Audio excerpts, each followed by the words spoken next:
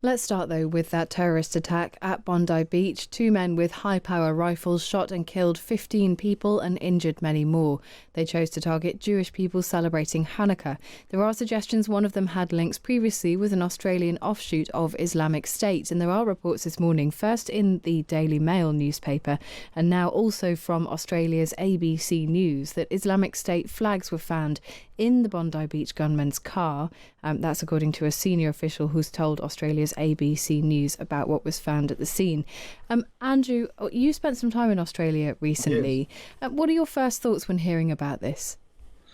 Well, I mean, Bondi Beach is the last place you would expect a terrorist attack. You know, it's a beach where people go to have fun. It's an iconic beach. It's one of the most famous names in Australia. It's where families go, children go.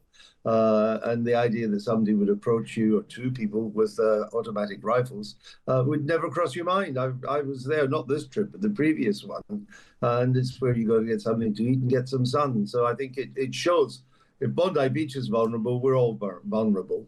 But it is also where you end up if this is what globalized the Intifada looks like. This is globalizing the Intifada. This is the Islamist view that it's a bit of a struggle to beat Israel in Gaza and that part of the Middle East. So let's take the wider fight to Jews and to Israel's allies. And that's what we've seen. I think demonstrations against what Israel's doing in Gaza definitely has to be allowed in a free society. Complaining about what Israel has been doing, of course, that should be allowed. I've got many doubts myself about the Israeli strategy in Gaza. But when you shout globalize the Intifada, you're basically calling for a widening of the war. When you say from the river to the sea, Palestine will be free, well, you're calling for the elimination of Israel by doing that. And I think that's the danger now. The rhetoric has been ramped up and it's creating the conditions which puts into people's minds, hey, this is what we do. And that is very much a live conversation in this country. And there's been a huge debate about, you know, whether the government, whether police have handled those protests appropriately, about whether recognising Palestine as a state was the right thing to do. Has that also been a live discussion in Australia? I mean, have the two countries been in parallel in that sense? Yes, they have. The Australian government is very pro-Palestine and was almost ahead of the curve compared to Britain in recognizing the state of Palestine, even though it doesn't exist. And there's been a lot of criticism of the Australian government from the centre-right and the right about its Palestinian sympathies. So it has been a debate, and also an argument mirroring the one in Britain that we're allowing some pretty extreme people into the country and then allowing them to say and do extreme things. So to that extent, the two countries are on the same page. But I think there's a wider issue here, and it's quite a scary issue, and I have to be careful in how I say this. But having just come back from the United States at the end of last week, there is serious concern in the intelligence community about possible new terrorist attacks across the Western world. And I was being briefed on this long before Bondi Beach had happened. And they're burning a lot of midnight oil at the moment, and they are worried about it. And it's not necessarily related even to Gaza or to Israel. We now know, although it's been almost not reported at all, Al-Qaeda has reconstituted itself in Afghanistan. Al-Qaeda is up and operating again under the protection of the Taliban. There are at least 2, possibly 3 Al-Qaeda training camps. They have sent people out into the Western democracies as sleeper cells. They are there waiting to be ignited. Intelligence services are doing their best to cope, but it's very difficult because they're unconnected. And my fear, and maybe there's no link with what happened at Bondi Beach, but my big fear is that what happened there is a precursor of much worse things that could be about to happen. And that's why the Islamic State connection is so potentially troubling here, that there was a witness saying they saw a flag. This guy, Yes. Naveed Akram was clearly looked at in connection with IS. He was then passed over, and we've had various intelligence experts saying it's very, very difficult to track everybody. And actually, in a Western society, I want to come to that at this point, in a permissive society, a mark of civilization is trust and non-autocracy. You have to let a certain amount go. That's what being in a civilized society actually means. You let a lot of abhorrent opinions go, but you've got to draw a line somewhere. But presumably, IS creeping close to this incident is a further example of what you're talking about.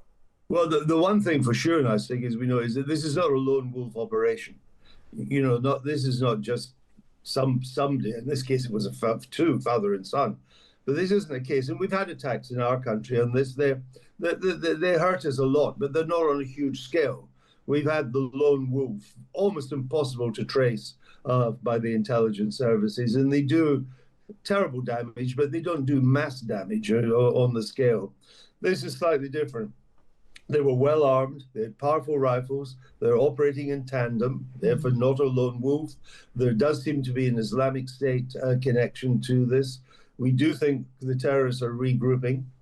The American intelligence services are divided on how they should handle this at the moment. They're also, I have to say, in a bit of a mess, given some of the people who are currently running the American intelligence agencies. They're not focused like they should be on this. And in a way, it's a stupid word in a way to use in a morning like this, but we have been relatively lucky. We've not had huge terrorist attacks in recent years, and there is a fear that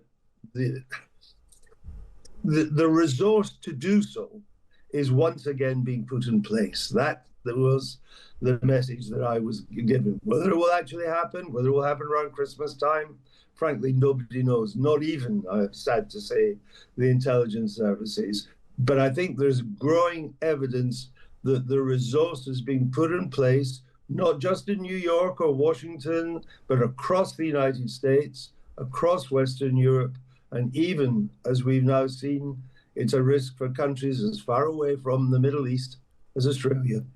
And Andrew, when you were speaking to these intelligence members of the intelligence community, I mean, you may not be able to tell us in full, but how confident are they in the ability of Five Eyes, of the sort of biggest nations in the world, to monitor and spot this kind of thing before it happens? I mean, are they concerned, as we've heard from people on this programme today, for example, talking about Sir Richard Dearlove saying government needs to basically put its money where its mouth is. How confident are they in the security structure that exists at the moment?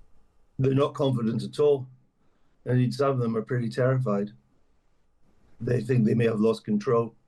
When you think lost control to whom?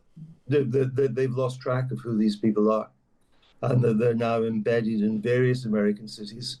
And the nightmare scenario is a simultaneous attack. That it happens in 4, 5, 6, 7 American cities at once. And Al-Qaeda has created the command and control structure, I understand now, to be able to coordinate this. And there is a new leadership of Al-Qaeda. And I'm told that the man who's now at the very top is far more formidable and experienced than bin Laden. So there is serious concern. And I want to ask you the philosophical point, Andrew, because the idea of the permissive Western society comes originally from a positive place, the idea of being tolerant, of being open. We don't follow everyone who comes into this country. We don't operate a police state. We do tolerate people who disagree with us. We tolerate people who disagree with us in very vehement language, because that's the function of being a civilization. That's a mark of civilization, is how tolerant we are. There comes a point, and this is why the globalized intifada point you made is so interesting, that at some point, are we punished for our own tolerance? But equally, you don't necessarily want to lose that tolerance, or otherwise what are we actually protecting? No, our strength, our great strength is also our great weakness. We are overall free societies, sometimes a little bit less free than I wish we were, but we are overall free societies, and that therefore allows people to operate among us who mean us harm.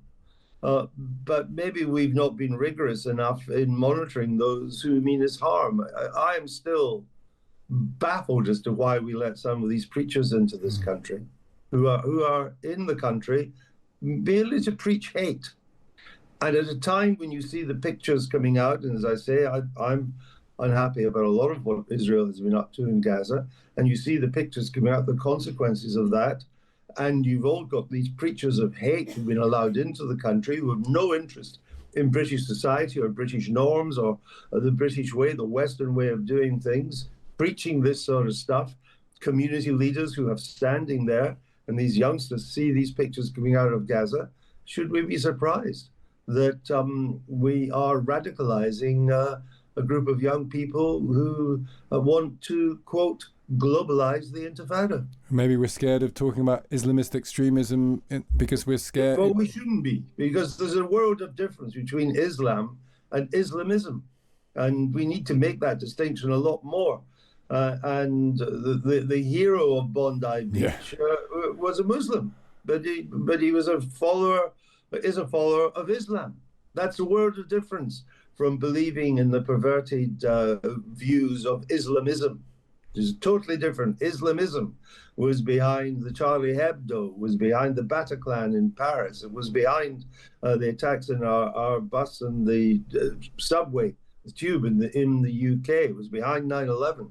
That's an entirely different thing from a belief in Islam. And we need to make that distinction more. But I have to say, too, the leaders of the Muslim communities need to make that distinction more as well.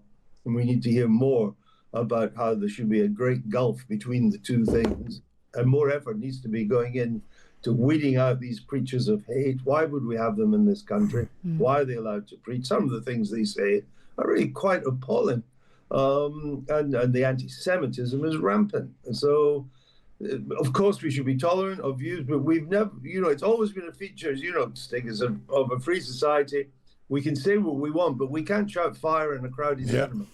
It's an excellent point. Keith says, I think, by the way, you mentioned the hero Ahmed Al-Ahmed. I think the King should honour this Australian hero as the head of the Commonwealth. He should award this guy with a medal, which seems to be an excellent point. There's a great quote. No question. That's an excellent idea. Yeah, we should campaign for that. There's a great quote from Robert Frost, who defines a liberal as someone who is too broad-minded to take up their own side in an argument. And that can be a weakness when it comes to the West. Let's